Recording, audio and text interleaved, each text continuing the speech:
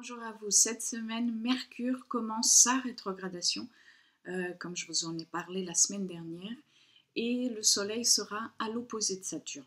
Nous sommes aussi dans cette période assez particulière entre deux éclipses, après la nouvelle lune éclipse solaire en Cancer de la semaine dernière, et puis la pleine lune éclipse lunaire, cette fois, en Capricorne, qui viendra la semaine prochaine. Et c'est aussi cette semaine que la Lune sera donc dans sa phase premier quartier, cette fois dans le signe de la Balance. Nous sommes pleinement dans une très forte énergie cardinale, c'est-à-dire les signes qui sont au début des saisons et qui portent cette symbolique de commencement, d'initiation et de détachement du passé. Cette semaine, le Soleil croisera la route de Saturne, c'est en fait leur rencontre annuelle par opposition. Et parce que cette fois cela a lieu au moment où Mercure commence à rétrograder en Lion et revient sur Mars qui est au tout début du Lion, tout ceci vient parler d'une période qui au niveau collectif et aussi bien sûr individuel peut mettre en avant des peurs qui sont projetées sur d'autres ou sur des situations. Parce que le Soleil est en Cancer et que Mars et Mercure se retrouvent en Lion et que le premier quartier de Lune et cette semaine donc maintenant en Balance, il y a ici quelque chose lié à des comportements ou langage passif, agressif, des comportements qui proviennent d'égos blessés. D'ailleurs, Chiron vient s'ajouter à toute cette énergie parce qu'en fait, ce guérisseur blessé est, comme vous le savez, en Bélier pour de longues années, un signe qui est gouverné par Mars. Et Chiron, en fait, va commencer aussi cette semaine sa rétrogradation. Et donc tout cela nous incite à aller à la recherche de la blessure égotique ou alors de la blessure liée à une forme d'insécurité, liée à la capacité ou incapacité d'avancer, d'initier, ou encore liée au conflit, à la confrontation ou à la compétition, etc. Uranus sera aussi présent parce que Mars fera un carré de tension à Uranus vers la fin de la semaine et cela indique qu'une action nouvelle, différente ou inventive cherche à voir le jour, mais que les attachements à l'ego ou à ce que l'on possède ou à ce que l'on croit posséder continuent encore à travailler fortement en nous.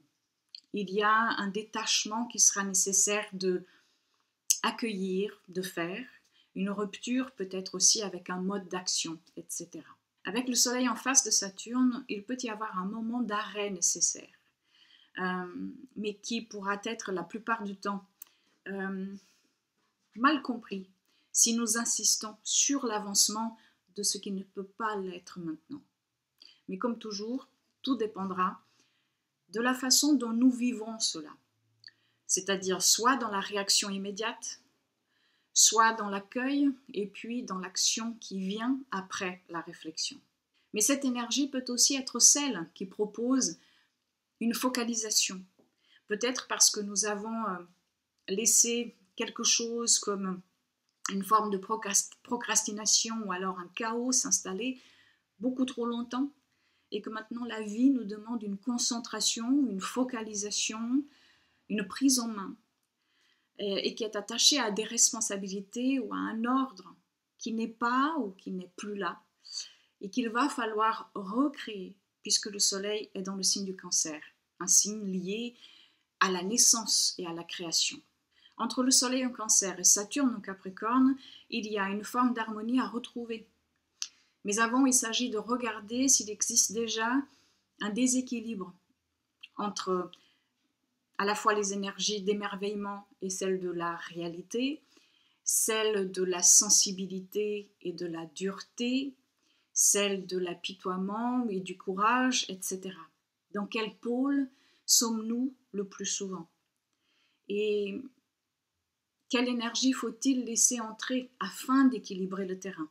Et toutes ces énergies marquent donc le début de la rétrogradation de Mercure en ce mois de juillet. Ce qui veut dire que ce n'est pas encore terminé et qu'il sera bon de laisser la porte ouverte à l'imprévu, à la flexibilité et aussi à un non-attachement. J'ai travaillé dernièrement sur un programme à utiliser lors des rétrogradations de Mercure, car en fait ces rétrogradations sont des moments précieux de contact symbolique avec le guide des âmes qui est Mercure. Les rétrogradations de Mercure s'inscrivent dans un schéma lié aux 4 éléments astrologiques. C'est un programme qui vous aidera à accueillir le temps de pause qui nous est proposé à chaque fois par toutes les rétrogradations de Mercure et à aller chercher les messages enfouis dans notre intérieur. Il s'agit d'une méditation MP3 pour travailler avec toutes les rétrogradations de Mercure, d'un e-book d'une 15aine de pages et de fiches qui serviront de fil d'Ariane pour vous aider à accompagner ces périodes de Mercure rétrograde en toute conscience, dans un accueil de ce qui est et dans une découverte de soi. C'est donc un programme qui vous sera envoyé par email et qui est à faire en solo, à son propre rythme. C'est un programme indiqué pour les personnes qui aiment écrire et qui aiment l'introspection. Et que vous connaissiez ou pas les principes astrologiques, cela n'a pas d'importance parce qu'en fait c'est avant tout un travail de développement personnel en ayant comme base l'astrologie. Le lien pour accéder à ce programme se retrouve dans la barre d'information ou alors dans le petit i ici. Puis vous avez aussi le projet Quintessence du mois de juillet qui vous donnera, comme vous le savez peut-être déjà maintenant, plus d'informations par signe concernant les lunes, éclipses du mois et vous dira aussi là où se trouve la rétrogradation de Mercure pour chacun des signes.